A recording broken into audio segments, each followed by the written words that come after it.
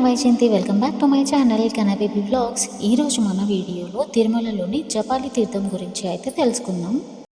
తిరుమల ప్రధాన ఆలయానికి సుమారు 5 కిలోమీటర్ల దూరంలో దట్టమైన అడవుల మధ్య శ్రీ జపాలి ఆంజనేయ స్వామి ఆలయం ఉంది.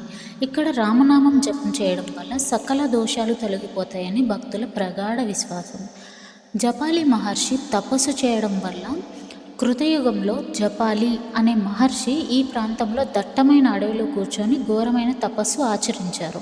ఆయన చేసిన జపం కారణంగా ఈ ప్రాంతానికి జపాలి లేదా జపాలి తీర్థం అనే పేరు వచ్చింది అని చెప్తారు. మహర్షి తపస్సుకు మెచ్చి ఆంజనేయ స్వామి వారు ఇక్కడ స్వయంభుగా తనంతటా తానుగా వెలిచారని భక్తుల నమ్మకం. ఇక్కడ విగ్రహాలు కూడా సింధూర వర్ణంలో భక్తులకు దర్శనమిస్తాయి. తిరుమల కొండల్లోని అంజనాద్రి పర్వతమే హనుమంతుని జన్మస్థలమని, ఈ జపాలి తీర్థం కూడా ఆ పవిత్ర ప్రాంతంలో ఏర్పడిందని పురాణ గాథలు చెబుతున్నాయి. తిరుమల కొండలపైన పాప వినాశనానికి వెళ్లే మార్గంలో ఒక మలుపు వద్ద ఆంజనేయ స్వామి ముఖ మార్గంలో కనిపిస్తుంది. ఇది శ్రీరాముని పాదస్పర్శతో పునీతమైన ప్రదేశం.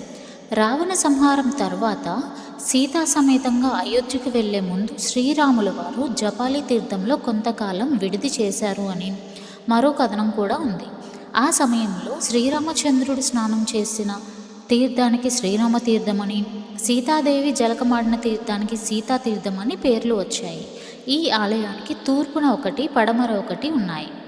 తిరుమల శ్రీవారి దర్శనానికి వెళ్లే భక్తులు జపాలి తీర్థాన్ని కూడా దర్శించడం పరిపాటి. ఈసారి తిరుమలకి వెళ్ళినప్పుడు జపాలి తీర్థం కూడా దర్శించుకునే ప్రయత్నం చేయండి.